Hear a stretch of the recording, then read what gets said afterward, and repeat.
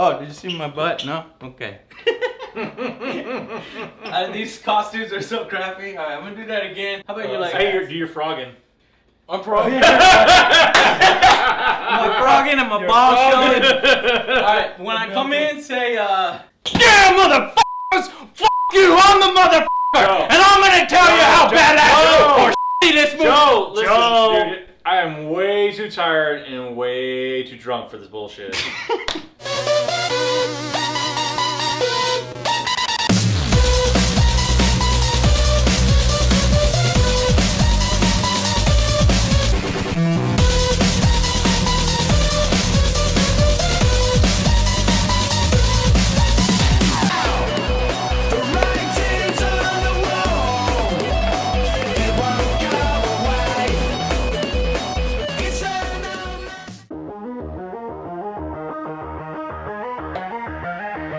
Motherfuckers! You fucked my movie up! You fucked up motherfucker's movie! Well, you got the motherfucker right at least. I mean, I gotta say, Christopher as the motherfucker, and this is the Red Mist, my motherfucker costume is in my mom's sex toy drawer. Oh, I ain't gonna be wearing no gimp outfit out here for you guys today. But Christopher single-handedly takes over this movie. All of Christopher's scenes are funny, they're hilarious, they're genuine. That guy has, I buy him as this sort of whiny little bitch who is the son of a fucking mobster, always got his way, screwed Kick-Ass, a fucking character I love. The first film was fucking Kick-Ass. I just wanted to beat his stupid face in. And in this film, he continues his great performance. He's even better in this film. And you buy his sort of descent into darkness when he finally snaps and turns in to the motherfucker! The supervillain! Join me and become part of my crew, the Toxic Megacunts. Together, we can take the streets back from those lame-ass superheroes who are actually just whiny bitches. But, the film has some problems, and god damn, I was hoping that it would be as fucking awesome as the first film, but maybe that was a little bit too much of me to ask. It probably was. Rarely are films as good as their sequel, but I'm not saying that the film sucks balls, because it doesn't. It doesn't suck balls, okay? It just doesn't live up to the high expectations of the first film. The first film's wit, its visual style, it was so sharp, it was so polished.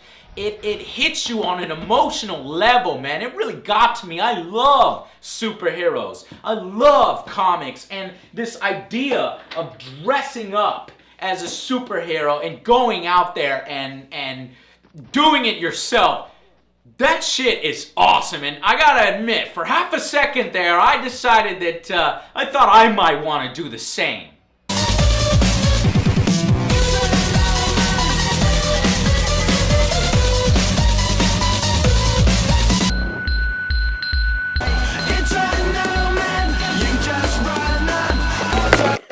Oh shit!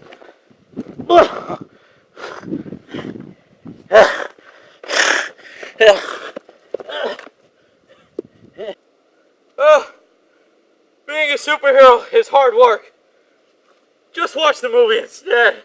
Anyway, on to the movie, what I found badass about it, and what I found that wasn't quite so kick-ass. So, it's been 3 years since the first Kick-Ass, and Chloe has grown extremely fast. She's no longer looks like this tiny little tyke that she was in the first movie, and that for most people will probably take away from the sort of bizarre but fascinating and just eye-gluing screen presence of this little toddler killing machine.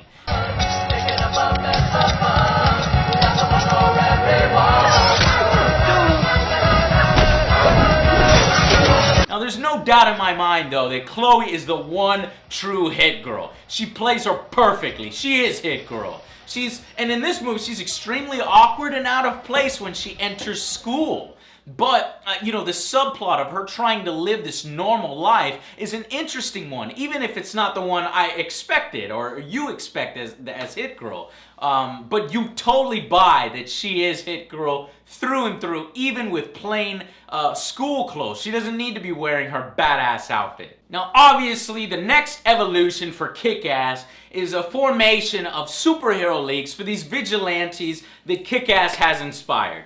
And, therefore, a rival supervillain group formed by D'Amico, hell-bent on revenge for his father's death. Now, all this goes on while Hit Girl is forced into retirement and promises to honor her father by trying to lead a normal life instead of being a superhero, which we all know is stupid and will end badly. Thankfully, the movie knows this and it does its best to show that no matter what Hit Girl's new challenge is, and it is an unfamiliar threat, that it's really bad. I mean, it's evil fucking high school mean ass girls. Maybe she's never kissed a boy. Maybe I'll jam my foot up your snatch. But unfortunately, when she's dressed as the actual Hit Girl, the persona just doesn't have the same impact that she did in the first film or the graphic novels. Why? Well, she has one fight scene at the beginning of the film where she again saves Kick-Ass, just like the first one, but it's filmed so poorly that it looks extremely weak and lazy compared to the very same ass saving that she does for Dave in Kick-Ass 1. Now, I don't know if they had the same fight choreographer or choreographer, however you say that, but most of the fights in this movie kind of pale in comparison. Even her one-liners miss the mark. If I ever catch you robbing again, shitburger, I'm gonna go Saudi Arabia on your ass and cut your hand off. Promise me you're done with your life of crime? I promise.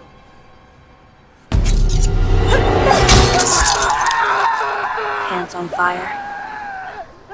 What'd you think? I think you almost got me killed. No! What'd you think of my line? Pants on fire. I mean, that's what she's known for! Okay, you cunts. Let's see what you can do now.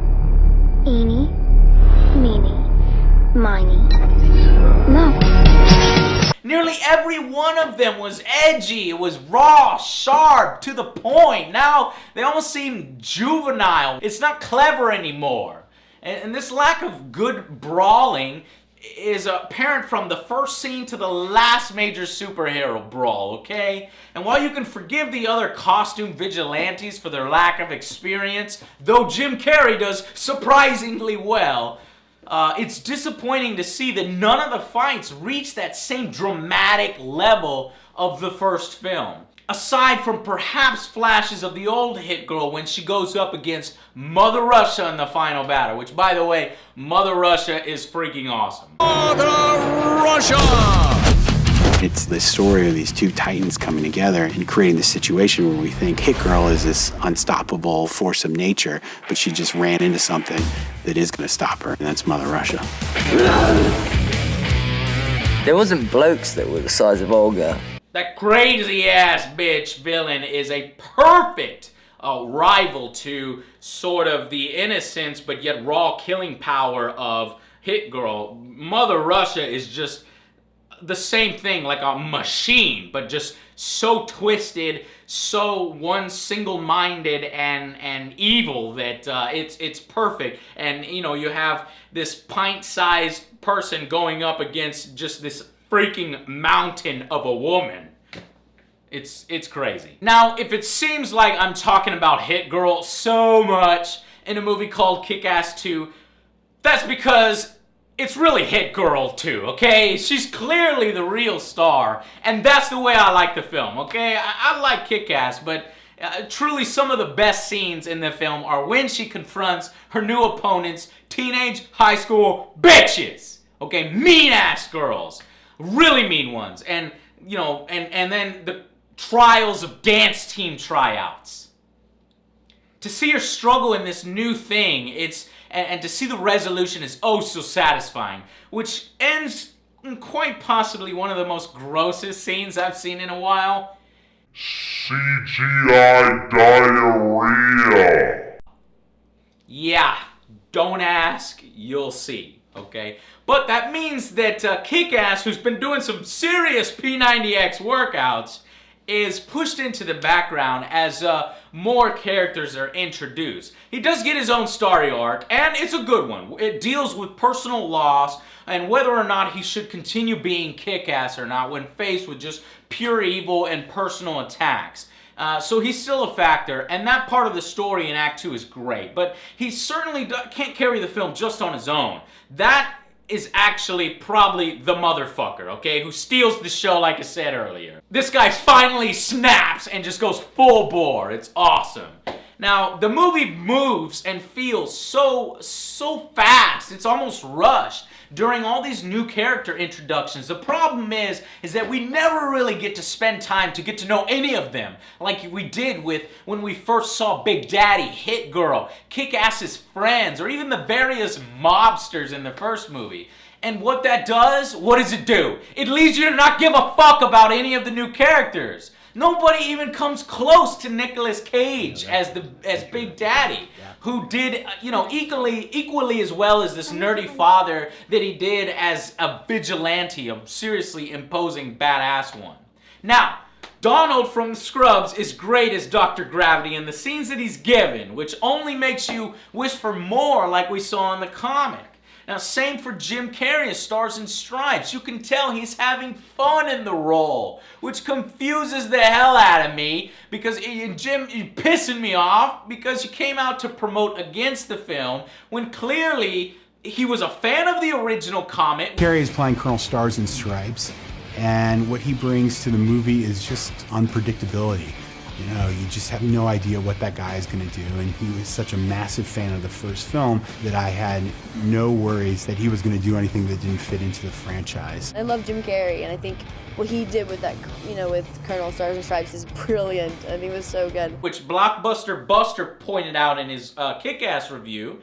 And are we really to believe that he never read the fucking script? How stupid can you be? Seriously, Jim, I love you, but that just makes no sense to me at all. You have a terrible agent, or you don't read through your material, or maybe you had a change of heart after the Sandy Hook shootings, but this is entertainment. It has nothing to do with that stuff. It's not reality. And if you're really that tore up about it, I'm pretty sure you should probably donate the money you earn from it to charity or to the victims of the Sandy Hook tragedy. So, not sure what happened there. I'm gonna say that he just got lazy and didn't want to promote the film, which is a damn shame because it's the first time I've actually wanted to go out and see a Jim Carrey movie in a little while. Now, traditionally, all the changes in the movie universe from the comics have been great, but there's some confusing ones here. Kick-Ass is given this new love interest in Night Bitch, who for some reason just wants to fuck him because he's costumed, and they have sex in costume. Oh yeah. The fact that they took his original girlfriend that he fought so fucking hard for in the first film and completely shit on their relationship after it was built so strongly with just a single scene in this one, which is she's like just jealous of him because she sees something that's wrong, and so she tells him she's been fucking around on him with some other dude's nightstick, which is bigger than his, and she's like, yeah, nightstick means penis, and I'm like, oh my god, what the fuck? You've been cheating on Kick-Ass? That makes no fucking sense! It doesn't make sense! So they completely push out this girl for Night Bitch, who doesn't even give a shit about Kick-Ass, doesn't even know who he is, has no actual real chemistry with him. She just looks at him all flirty and it's like, you wanna fuck? No! No! This is just taking it a little too far. It's one of the only decisions from the movie universe that I didn't like that they changed, or I wish that they would have treated with a little more respect. It just fucking feels cheap. Like the new edition of just random titties. Random titties from some prostitutes in a pool. Not even good ones, like really fucked up looking boob job breasts that are all like round modules. Like, I don't know why is that in Kick-Ass 2, okay? It seems like that would be in a fucking nasty-ass sex parody of Kick-Ass 2, not the actual Kick-Ass 2. I went like this when I saw that. I was like, what are you doing putting tits in this film? Seriously. Spend some of your money to hire somebody who knows how to do fights and film them like you did them in the first film. There's not a single goddamn Hit Girl scene where we're like, holy shit, that's awesome. You remember Hit Girl's first scene? Nothing like it in the film. You remember Hit Girl's fucking corridor scene? Quite possibly still the most badass fucking female hero I've ever seen on film. Nothing like that in this film at all. Damn it! Motherfuckers! Motherfuckers! Those motherfuckers. Maybe it was budget cuts. Maybe they didn't have the same budget. And I know they didn't have the same creative team. The director is different, and you could see that. But thankfully, though, it's not all bad. It does add a few scenes not seen in the comics, which were really funny, which I won't spoil because, it does take a few welcome liberties there. And it removes the child killing, the dog killing, the brutal gang rape stuff, the controversial bullshit from the graphic novel that was just there for, like, controversy and shock value. And it even takes those and turns them into surprising reversals that still stay true to the movie version characters. In my opinion, I like the movie version of Kick-Ass more than the graphic novel versions. There's really only one single interaction between Kick-Ass and Hit Girl that might have, some of the comic fans just may find surprising or a little bit creepy. But I'll leave that up to you guys, whether you think it's a nice difference from the comic or whether you don't like it. Also, there is a scene at the end of the credits, so make sure to stay at the end of it. A character shows up there, but it's not all that great, but there is a scene there. So, I know I really came across very angry. Surprising, I know, but it's not all bad, okay? The movie is entertaining from start to finish. You have to give it that. It may not be firing on all cylinders, okay? It may not be the V8 that Kick-Ass 1 was. It's more like a V6, okay? But it's still, entertaining. It's still awesome. So I want to give the final verdict for this film. It's a 6 out of 10, okay? It's above average.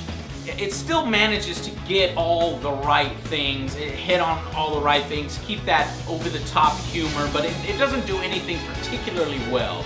But it gets the extra point from the solid performances from the side cast, from Jim Carrey to John Leguizamo. They all do a great job. The fantastic motherfucker who steals the show in every scene he's in. Mother Russia, who is a great opponent for Hit Girl to go up against. It's just a shame that, it doesn't happen until the very end and you only get like 2 minutes of it. But even with all that, I still enjoyed it, and I recommend that every Kick-Ass fan go out and see it for yourself. Come here, tell me what you liked and what you didn't like about it. If you agree with me or if you're like, fuck you, motherfucker. That movie was awesome. It was 8 out of 10. It was 9 out of 10. It was better than the first Kick-Ass. Though I don't think any of you out there with a brain would say that, because it's not. But otherwise, if you're not, at that level, then start with the Kick-Ass 1 DVD first, as it is the better film in nearly every way. Then come back to this one when you are most assuredly converted to a fan from that one, and you'll enjoy this one a lot better. So, until then, I'll see you guys on the next Angry Joe Show. Oh shit. That policeman just drove by. He's over there. He's checking out the place. Wondering why Kick-Ass is patrolling his streets. I'm here to help. Alright, let's get out of here before I get arrested.